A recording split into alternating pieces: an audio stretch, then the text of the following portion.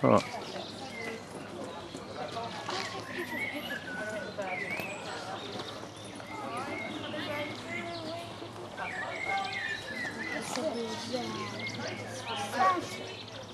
Look.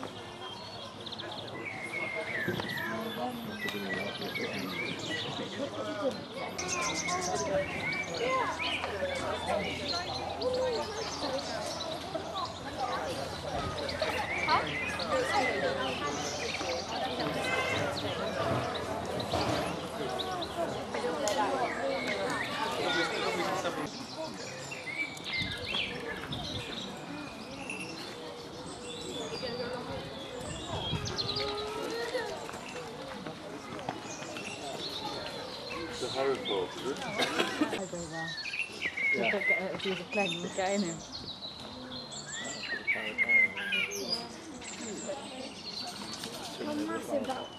That won't be under the map.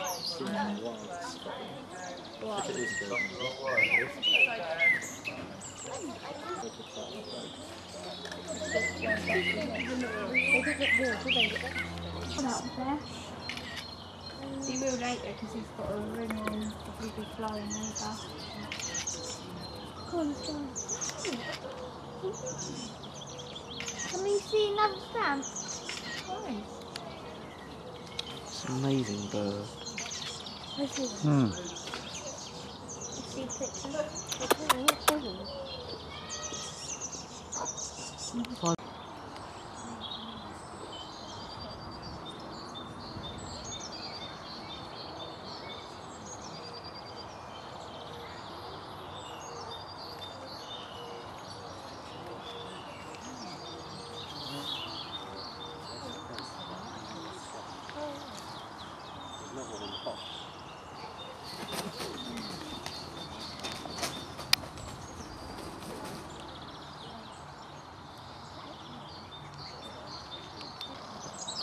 They're buzzard. Oh, look at Buzzed that it. big thing. Buzzed it. What have they got a number on? It says 21. It's trying to be a cat. Where's he?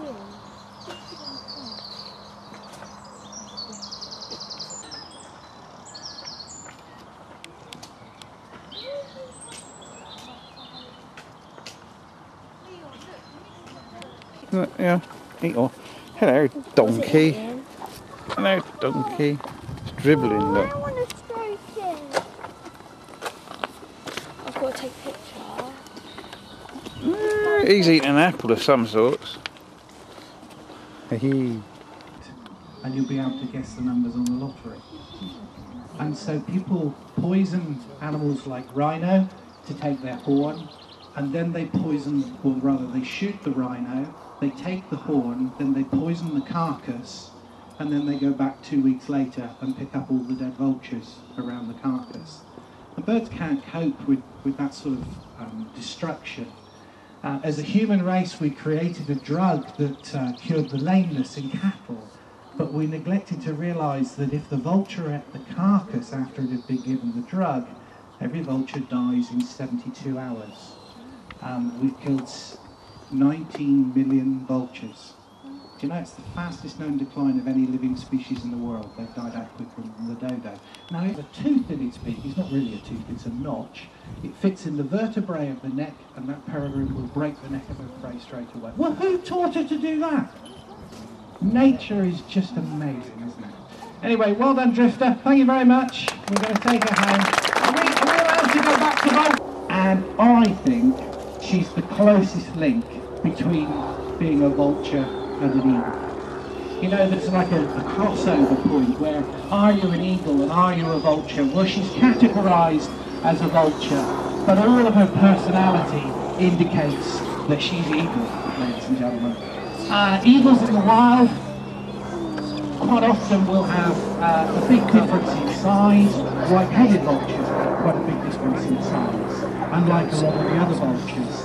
You can tell boys from girls in white-headed vultures because she's got a white band across her wing. A male white-headed has a black band. This is all good talking points for your next dinner party, ladies and gentlemen. Yeah. Everything you need to know about a white-headed vulture. Do you know there's hardly anything known about them in the wild. But that's not going to be the case in a few months' time. We have a chap who's been working in Kruger National Park with white-headed vultures, and he has found everything we could possibly ask of him about the habits of these birds in the wild. To conserve them, you've got to understand them. And we know lots more about this species than we did 3 or 4 years ago. She's got a bit of a sad story. She was illegally taken from the wild about 7 years. There she comes, there she comes.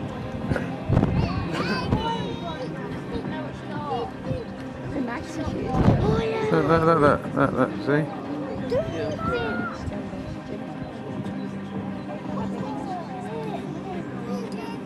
Look at that.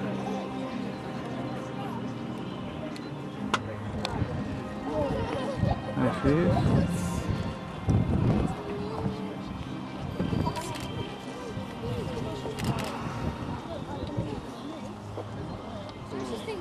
Heading towards the new restaurant, ladies and gentlemen. No, she isn't. She's gone to find the good air. She wants to come in gently, and the best way for her to do that is to find another thermal. And you can feel the wind blowing in the back of your head. So she's gone out behind there to find another thermal because she was too high. Like an aeroplane that was coming in to land on a runway but had come in too high. So she's gone out behind, and you can see her thermaling out there. And genuinely, she probably is looking at the new restaurant as well. We have a sighting, do we, Ryan? A possible sighting of Orion, the new bald eagle, who nailed it yesterday but hasn't been seen today. Cheyenne, however, is soaring beautifully behind us, getting ready to make her descent. Her parents were both wild injured birds that came to us from America. Her father was called Larry One Wing, and Mum was called Margaret.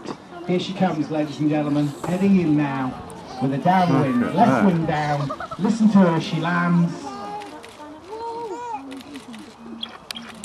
Fantastic.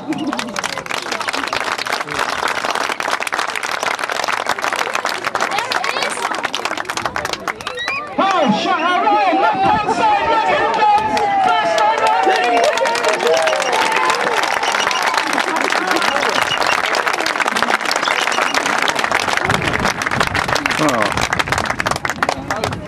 He wasn't much of a show, was he? But he did come back, ladies and gentlemen, which is a real achievement. The lads have been working with him for 6 months just to get him to do that. So it takes a long time. Thank you very much for watching. I hope you enjoyed seeing the birds fly. Can I ask a couple of things before I lose you? One, if you've really enjoyed it, could you tell someone? Because we're fed up of marketing. And our best adverts are our visitors.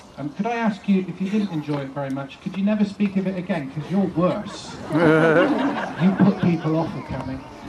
Lastly, I was telling you about our work in Africa and our work with our hospital as well. We are passionate about our conservation work, and all of our funds that we can generate through the visitor attraction we put towards that work, and we fundraise by doing these really attractive one-size-fits-all Save the Vulture and Caring for Kestrel's wristbands, and they're on sale over there and they're £1 a go. If you feel that they're not for you, they make you feel younger. Please come and watch Woodland Owls. Please go to the new restaurant. Don't give the girls a hard time, it's only their second day. They're all a bit panicky down there today. And thank you for being a lovely audience. I hope you enjoyed it.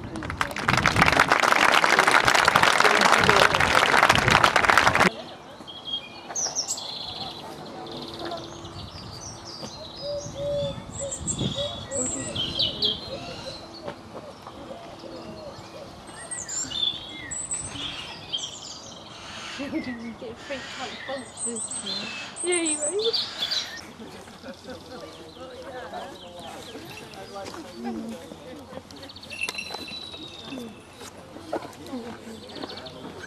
Mom, are you gonna have a go? Mom, are you gonna have a go? No. Oh no. No, he's a little boy and he's quite like little swans, little things. Quite a small one.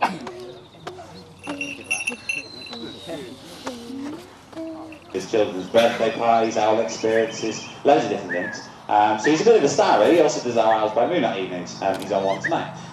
So there's lots and lots of different things. But when you're watching Troy fly, most of the time he'll follow Ryan around. Today, he can't really be bothered by the looks of things. But most of the time we'll follow him around. But if you look at the style in which he flies, he's pretty low. He doesn't like going up into the trees. Probably because the last time he was in one, he fell out of one. It's quite understandable, really. But because he's an imprint, he kind of looks to Ryan like mum and dad. So wherever Ryan goes, Troy will closely, more often than not, closely follow. Whereas today, I think he's just going to sit there and look cute for the rest of the display. So he doesn't really want to be away from Ryan. We want to show you an owl fly as naturally as it possibly can. We're in a great backdrop to fly owls. You know, this is typical owl habitat, really, if you're a tawny owl. So we want him up in the trees. And the only way we can get Troy into a tree is to put Ryan in a tree. Ryan is now going to hop up the tree in front of us to a high altitude, and ta-da! We get an owl in a tree. Who'd have thought you'd get a round of applause for getting an owl to fly into a tree? It's incredible. So, in bird feeders in your garden. If you put a bird feeder in your garden, you're not just helping daytime birds, you're helping owls as well. I think it's red fox and rowan fallow deer. It's scary, that, isn't it? He's got beautiful orange eyes, and look at the colours of the owl's eyes when they come out and fly. Troy had dark black eyes, and that generally is an indicator that he's more of a nocturnally active bird. Cinnamon has bright, beautiful orange eyes, which actually says to us he's more of a daytime active bird. He sort of prefers to come out when the sun's out, and as the sun's slowly starting to set. So he's the best of both, really. You can hunt day and night. He has a large wingspan, which means he can work on open areas as well. He's not just suited to an enclosed environment. He can work in sort of open meadows and open areas of the globe as well. You sort of imagine the habitat where he comes from. He's quite a few weeks in some cases. And then what we'll do when we get tiny little baby owls, you know, the really small ones, we can sneak into the aviary, get mom to jump off the egg for a second, and swap the dummy egg for the baby tawny owl. So she'll fly back in and go, right, I need to set my egg and keep it warm. She'll go, oh, it's hatched. But the great thing about owls is that they can't count. So if you give her one egg and you have 10 really small, little tiny cute baby tawny owls, you can take that one egg away and give her 10 babies, and she'll sort of fly back in and go, wow, they've hatched. Because owls can't count. And so this little guy, his name is Churchill, who was put at the trust.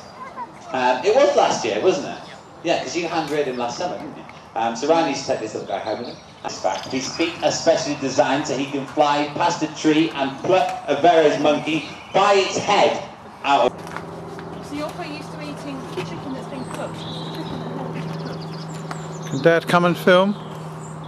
Sorry? Can I come and film him? You can only film out of the heights, I tell you why, because if anyone's out here, the birds don't come down properly. Okay, rightio. You're welcome to film out of the heights.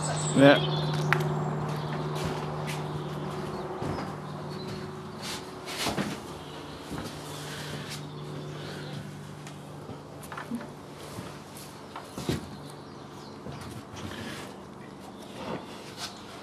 Hey. There he is.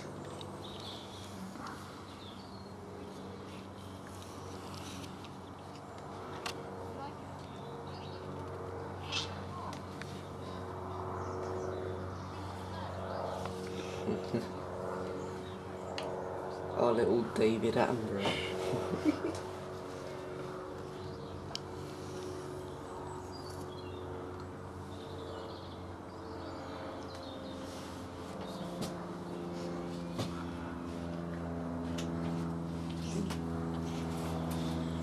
Georgia.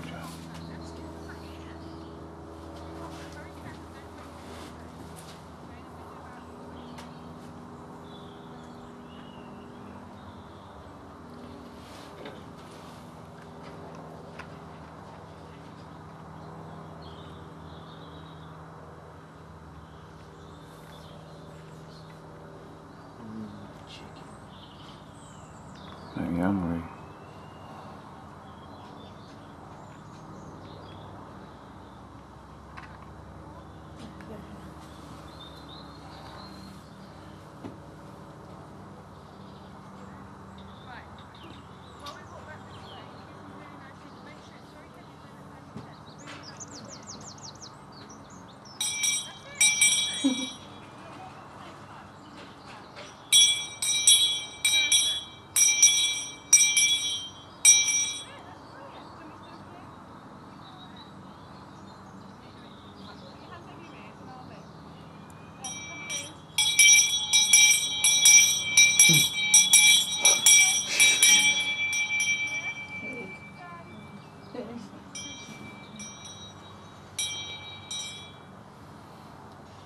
I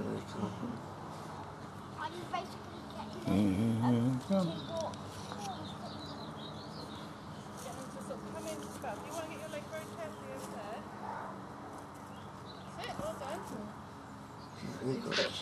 Here, they're just here.